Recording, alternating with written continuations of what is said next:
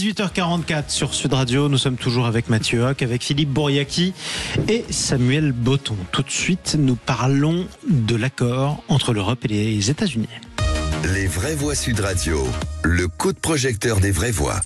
15%. Voilà ce qu'a obtenu Trump. Ce sera à cette hauteur que les produits européens arrivant en sol américain seront taxés. Inversement, des États-Unis vers l'Europe, ce sera toujours 0%. Je pense que c'est super d'avoir signé enfin un deal, au lieu de jouer à des petits jeux. On se retrouve dans une situation où les Européens, en ayant négocié 15%, sont plutôt satisfaits, alors qu'on leur aurait annoncé ça l'année dernière.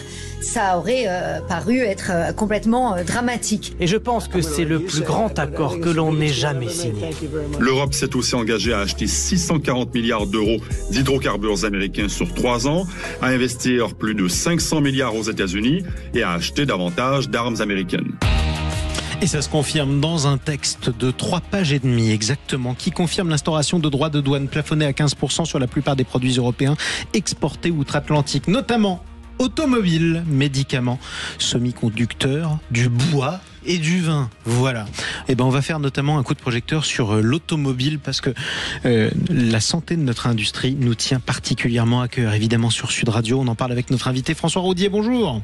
Bonjour. Bonsoir même. Secrétaire général de l'OICA, l'Organisation internationale des constructeurs automobiles. En gros, vous êtes le syndicat de tous les constructeurs automobiles du monde, on est d'accord ? Voilà, on représente 35 associations professionnelles mondiales, de la Chine jusqu'aux États-Unis et bien sûr en Europe. Et justement, quand vous assistez à ce genre de début de guerre commerciale, vous êtes un peu embêté parce que vous pouvez prendre parti pour personne. Donc on va vous demander votre analyse, justement, tout au-dessus de la mêlée. François Roudier, 15% de droits de douane sur les voitures européennes qui seront exportées aux États-Unis. Est-ce que c'est une bonne nouvelle pour les constructeurs européens ou pas ? Écoutez, c'est plutôt une bonne nouvelle. Bien sûr, attention, c'est comme disait Coluche, c'est moins mal que si c'était pire, parce que on passe de 2,5 à 15%. Mais on risquait 27,5% sur les voitures et 25% sur les pièces détachées. Donc on arrive à un accord du même type que celui qu'ont eu les Japonais. Les Japonais ont 15%, mais nettement moins bien que les Anglais qui ont 10%. En même temps, qu'est-ce que les Anglais exportent comme voiture aux États-Unis par rapport à nous ? Voilà, plus grand-chose, quelques Bentley. Et là-dessus, le consommateur se moque un petit peu du prix. Oui, c'est ça. Ce qui signifie que pour les Américains, les voitures européennes coûteront 15% plus cher une fois que l'accord entrera en vigueur. Est-ce que ça veut dire que les ventes vont baisser ? Alors, c'est un peu compliqué parce que en écoutant un peu ce qu'il dit à Détroit, effectivement, on va avoir sûrement un effet un peu rapide d'augmentation de voitures exportées pour les consommateurs américains. Ouais. Sachant que les voitures européennes qui vont aux États-Unis sont des voitures plutôt haut de gamme, donc des clients qui peuvent se permettre une petite inflation sur leur véhicule. Mais progressivement, et je pense que c'est surtout là le gros problème de l'Union européenne, c'est que toutes ces voitures vont être fabriquées aux États-Unis. On sait déjà par exemple que BMW a une usine énorme en Caroline du Sud qui produit quasiment toute la classe X de BMW. Je pense qu'à terme ils vont tout produire là-bas en classe X et donc vous aurez des voitures sûrement un peu moins chères pour les Américains par rapport aux Européens. Donc ça c'est pas vraiment une bonne chose puisque l'accord insiste pour que les Européens viennent investir aux États-Unis. C'est pareil pour les Japonais. Les Japonais ont gagné comme ça. Ça c'est encore pas réglé pour les Coréens qui sont vraiment très attaqués. Et puis sur les Chinois, c'est autre chose. Oui. C'est beaucoup plus géopolitique. Ils sont à 125% de douane, mais il n'y a pas d'usine, il n'y a pas de production chinoise là-bas. Question importante. Est-ce qu'il y a des voitures françaises, si oui, lesquelles, et dans quelle proportion, qui sont exportées vers les États-Unis ? Non, très peu. On peut avoir quelques voitures dans les ambassades, mais c'est vraiment très rare. C'est pas vraiment un problème pour les constructeurs français. Renault et le groupe Renault Dacia, si vous voulez, n'exportent pas trop là-bas. Stellantis, qu'on connaît, l'ancien PSA qui s'est marié à Fiat Chrysler. De toute façon, c'est un des 3 gros de Détroit. Donc eux, ils vivent en américain. Oui. Alors. C'était plus un énorme problème pour nos équipementiers. Les grands équipementiers français, Valeo, OP Mobility, Forvia, c'était très dur pour eux parce qu'effectivement, ils risquaient terriblement ces augmentations parce que ce sont de très gros fournisseurs de l'industrie auto-allemande. Donc là, maintenant, ça pour eux, c'est quand même quelque chose de positif. C'est un soulagement. Voilà, mais eux aussi vont investir dans de nouvelles usines aux États-Unis. Samuel Botton. Sur ce point en particulier, alors déjà plus largement sur la question des annonces qui ont été faites aujourd'hui, qui sont une confirmation, ça me confirme que Trump était un mauvais joueur de poker, mais qui est tombé sur encore plus mauvais que lui. En vous écoutant, je me suis dit, en fait, on en est presque à se féliciter d'avoir limité la casse, alors qu'en mettant un peu plus la pression, je pense, en tant qu'Union européenne, nous aurions pu faire durer ces discussions et peut-être en sortir un peu plus vainqueurs.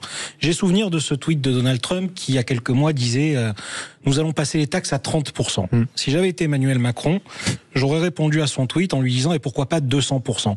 Tout ça pourquoi ? Pour vous dire qu'en fait, on a été sur une discussion qui n'était que du bluff et qui aujourd'hui nous met, nous, Européens, dans une situation très difficile. Dans ma lecture de ce qui a été annoncé aujourd'hui, j'ai le sentiment que nous sommes les grands taxés et que nous avons déroulé un tapis rouge aux États-Unis pour venir conquérir le marché européen. François Roudier. Et après, plus spécifiquement, pour vous lancer une dernière question sur le marché auto, est-ce que vous pensez que tout ce qui vient d'être annoncé sur ce volet peut avoir un impact à échelle européenne, notamment sur le remplacement des flottes de véhicules thermiques d'ici 2035 ? Écoutez, votre dernier point est une vraie question, et d'ailleurs c'est ce que disent mes adhérents, dont l'association allemande. Elle dit que maintenant il faut que Bruxelles comprenne quels sont ses devoirs en matière d'attractivité et de compétitivité. C'est-à-dire attention à pas casser la machine, et il faut attirer aussi des investissements en Europe. Là maintenant, l'Europe qui n'a pas vraiment eu de politique industrielle brillante, je sais que personne nous écoute, mais je dis ça de façon confidentielle. Enfin, tout le monde partage.